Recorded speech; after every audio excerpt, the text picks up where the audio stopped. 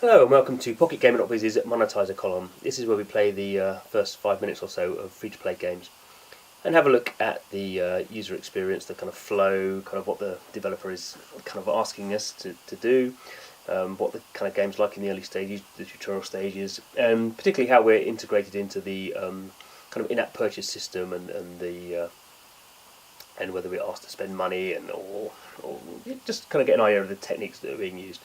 So let's fire up a game. So this is from DNA. Okay, let's turn it around. Let's get it. So Mugabe, being the network from DNA, always has this kind of weird I think it's weird for some people. You have to log into their system to play the games. Presumably it works in the sense that enough people do that, rather than downloading it and go, oh, I don't want to log in, I don't sign in with Facebook. But they're quite unusual in the sense that this is a hard gate. There's no way you can get around it. You can't play as a guest or anything. So anyway, let's go in. So this game is Blood Battalion, which is a prequel to Blood Brothers, which is a pretty successful game they had out last year. So I really dislike this. Asked me for push notifications already. I haven't even played the game yet. I'll say yes though, because it's interesting to see what kind of notifications get pushed to you, but I think a lot of people wouldn't choose that. So Blood Brothers, while being successful, was kind of pretty niche. It was kind of a role-playing game with card battling elements, but not quite as heavy duty as some card battling games. You can see obviously something here is being downloaded, which is often it's kind of you can't really see this in the background. It's kind of nicer to have something like this to at least take our minds off the fact that we're downloading something. Come on, skip.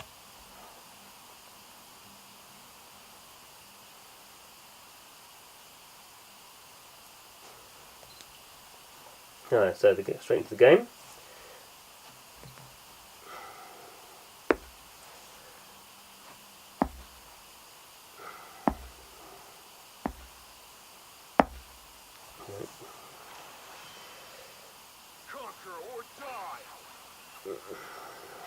I think we're going to be just tapping on the screen to kill the red guys. I don't think we'll involve much tactics.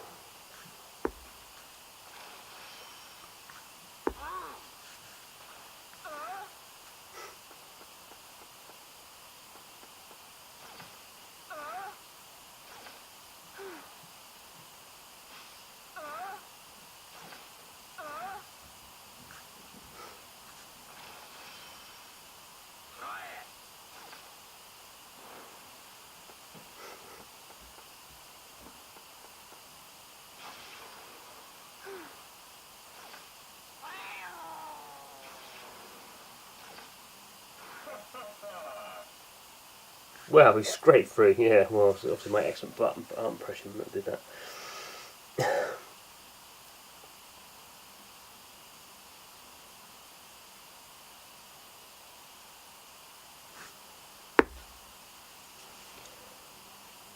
Obviously it's quite weird thing, there's no audio. I mean, this is a pretty hardcore game.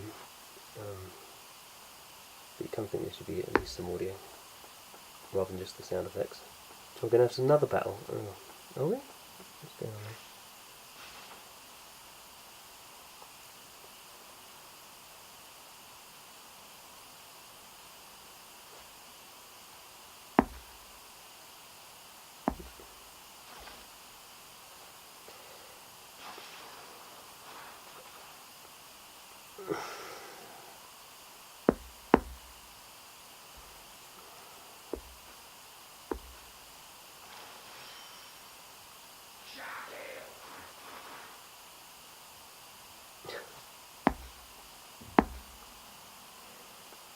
So I think this is a problem that a lot of people have with these games. You haven't played one before. You really are not taken into a tutorial process certainly a very Western manner. Obviously, this is a Japanese developed game, and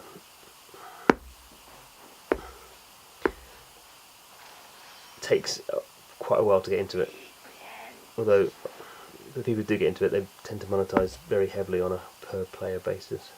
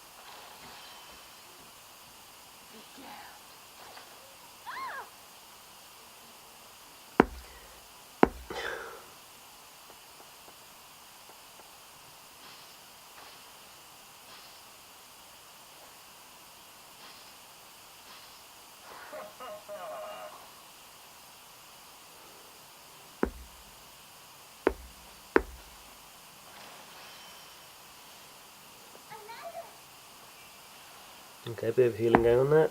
I've got that far. I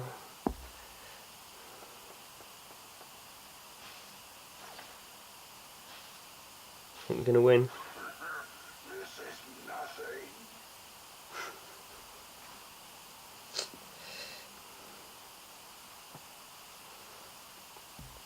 So all pretty much incomprehensible to me.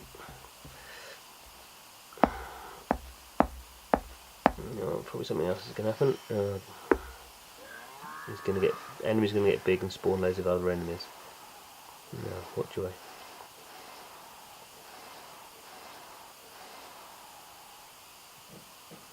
I have to go through it all again.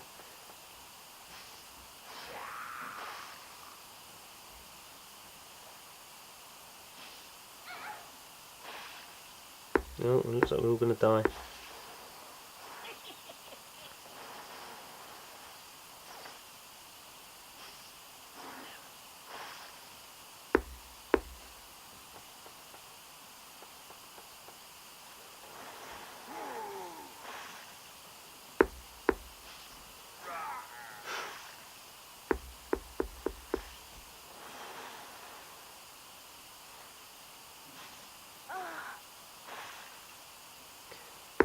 Well, it gives us narrative to the start of the game.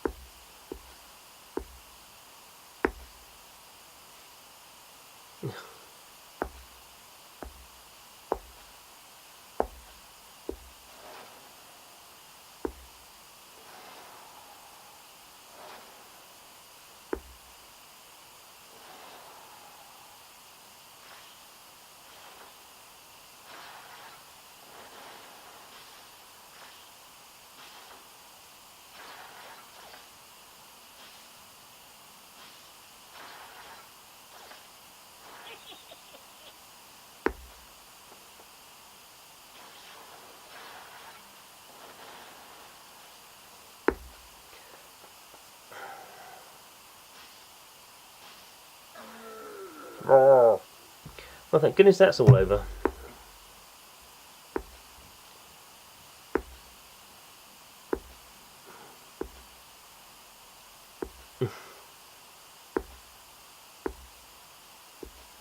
How very Japanese.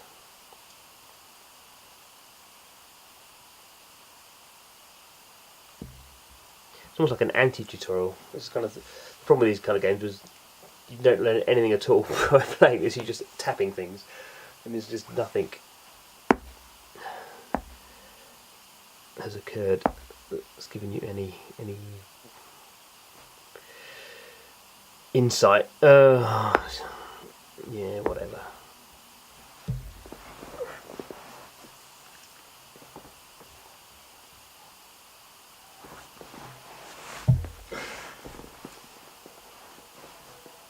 Yeah, daydream. Yeah, maybe a nightmare. Okay, so this is now obviously starting the whole game proper, and with a proper training ground. So,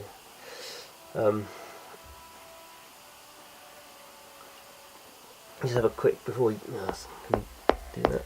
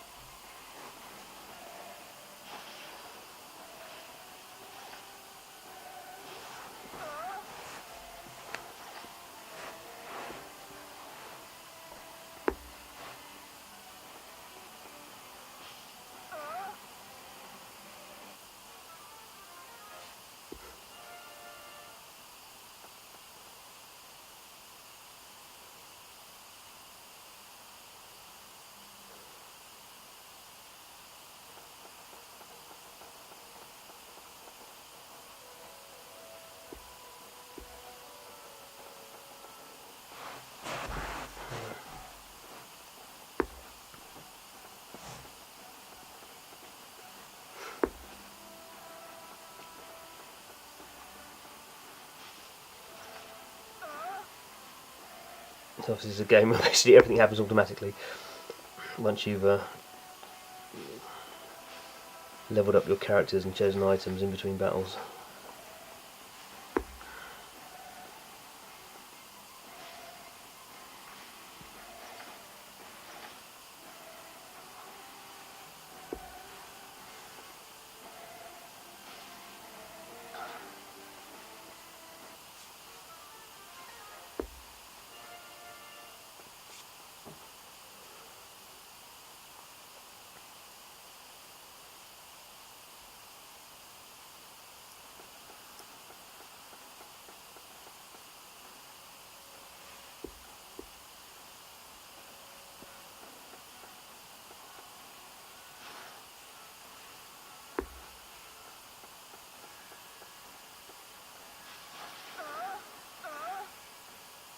Look at a game of tennis. Monetizer.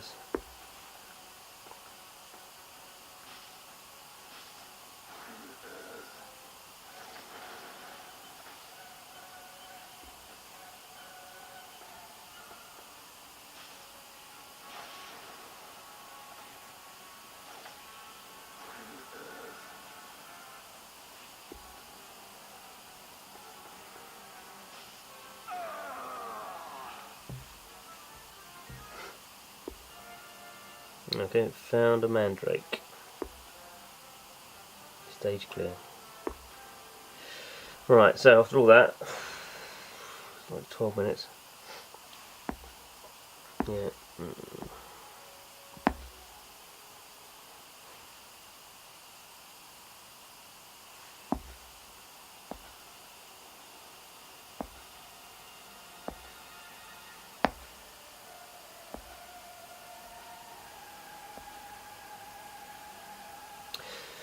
So let's get a character.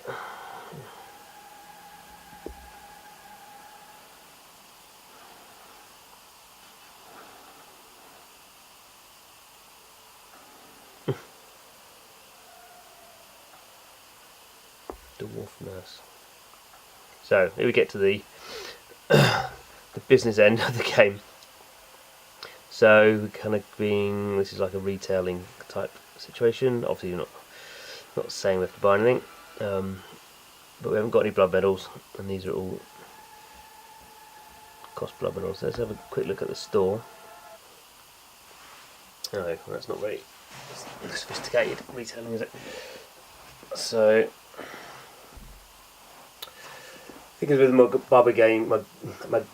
Bargay games, they're all stores and all that run through HTML5, so they tend to look quite abstract. Not really. They don't spend a lot of time on design. So anyway, 100 blood medals is the typical 99 cents, 69p, and it's going to have so that is quite interesting. So there's only 5 slots available, 5 kind of transaction choices, at least at the moment, and the most expensive one, that's £34.99 or $49.99, which is kind of unusual because obviously Apple's maximum is $99.99, so they've not gone for the maximum.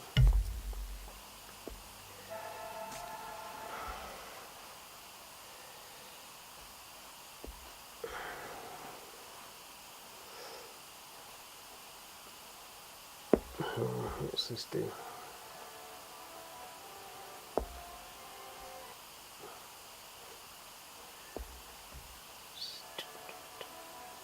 Okay, so we get a login bonus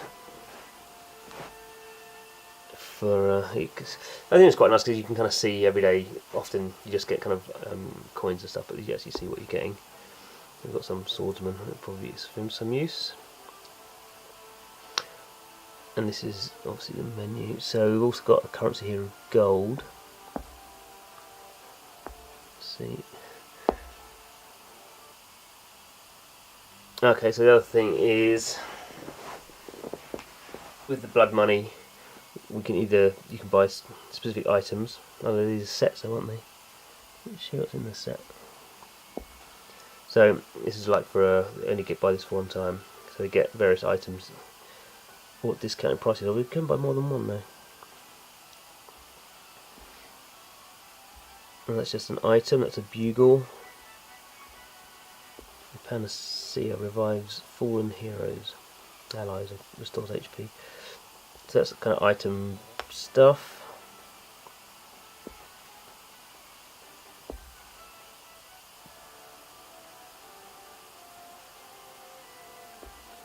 What else we got? Well, that was a shop. That's probably just what we're looking at, wasn't it? That's what the items that I've got.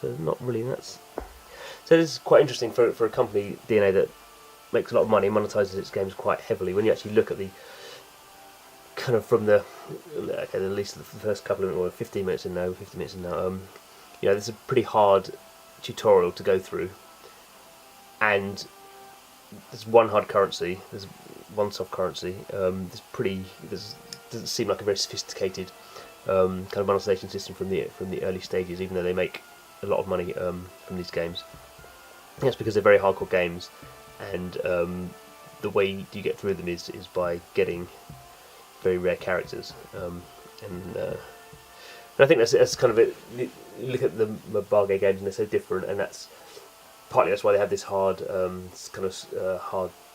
You have to log in. That they don't want to just get loads of people who are going to kind of download the game and then never come back to it. There's kind of quite a hardcore commitment that's asked of the players, and they want that because they know those people are going to be the ones they can monetize in the end, and those people who are going to have very high levels of retention, which is what these type of games have. So a different technique. I mean, I think very Japanese. I don't know whether, although Blood Brothers has worked in the West, but it's certainly not anything like these techniques are certainly not something you'd be trying to kind of employ in a mass market game. But interesting to look at nevertheless.